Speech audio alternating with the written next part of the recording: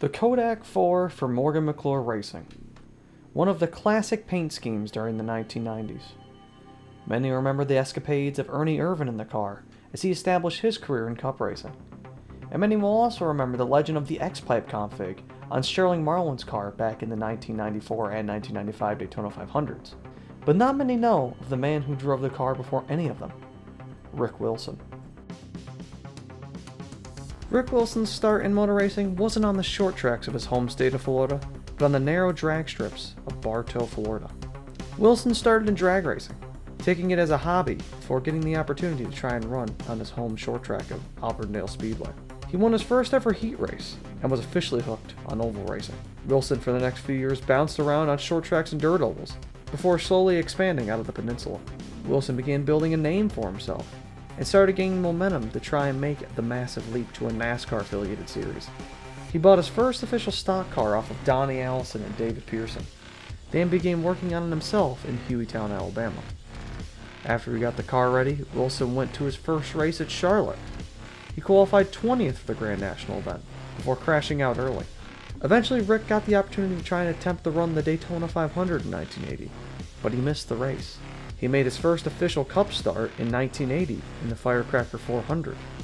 He was driving for Howard Racing, where he again started 20th and finished 15th, 6 laps down. After the respectful run, Wilson made 2 more goes of it in 1980, finishing 36th and 37th at Talladega and Charlotte. 1981 led to Rick attempting 8 races driving for himself, and up to this point, Rick, while wanting to be a full-time driver, couldn't make the full-time leap, and continued working at his family's business. For 1981, he again DNQ'd the Daytona 500, and ran 8 races during the year. In the first 6 starts of the year, he DNF'd at all of them, before finally finishing 13th at Charlotte in the fall. He then went to Atlanta and ended the year with an 11th place finish, and it was around this time that, through others, he met Dick Hutcherson. Hutcherson was a veteran of motor racing, and willing to help Rick in his young career. Dick soon introduced him to the legend A.J. Foyt, who he hit it off with immediately.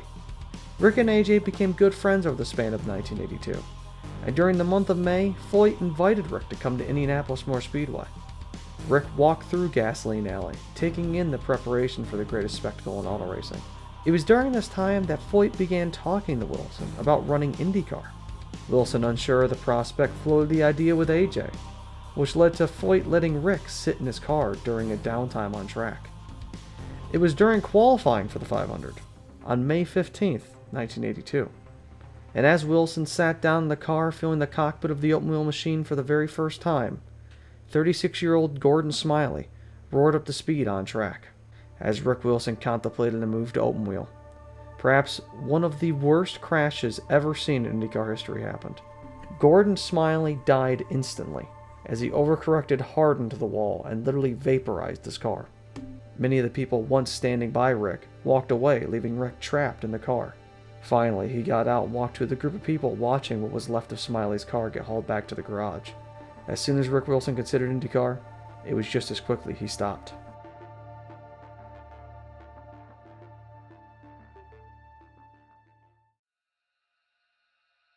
During 1982, Rick got his first 2 career top 10s in the Cup Series.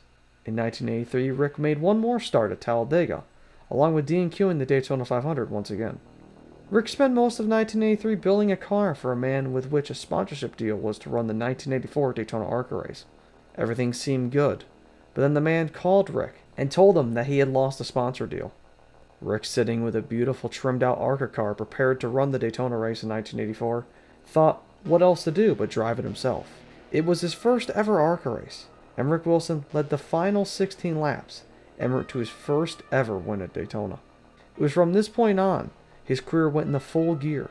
He then ran a second race in Atlanta and finished second and led 26 laps at Talladega before blowing the engine, which officially ended his ARCA season. After his ARCA success, his friends AJ and Dick Hutcherson were able to link him with Oldsmobile and GM in 1985.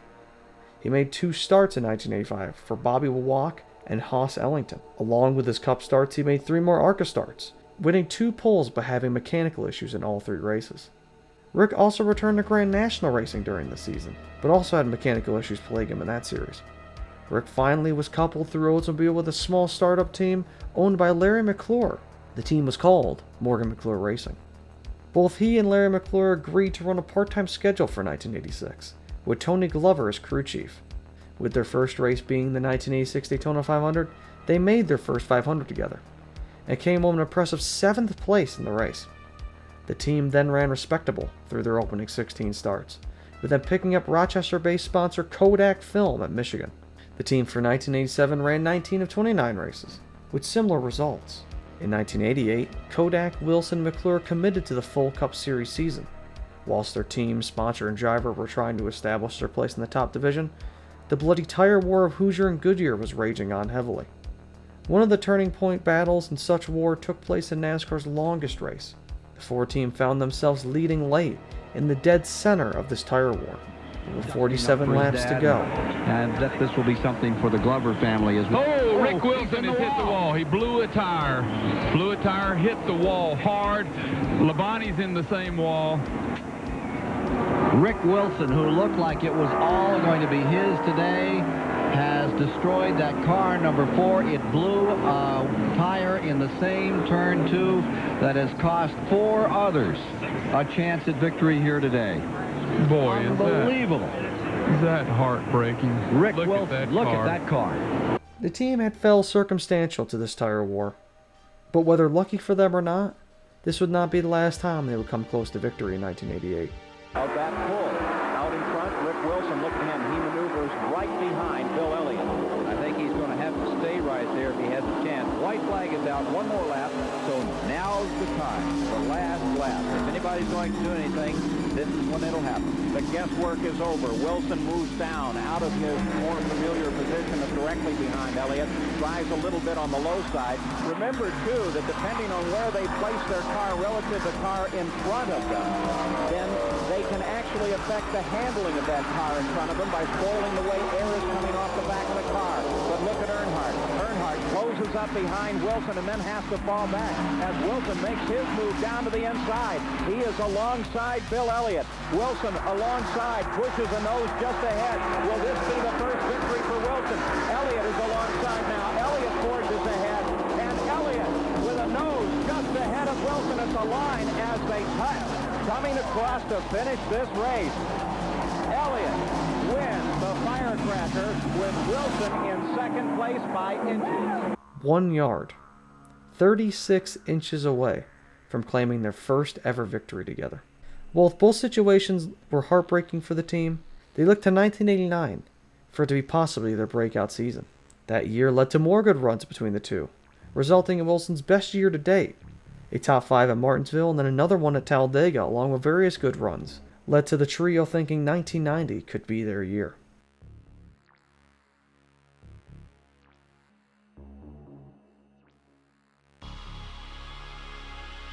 In 1990, Morgan McClure and Kodak would finally get their first win as a team, but it wasn't with Rick Wilson.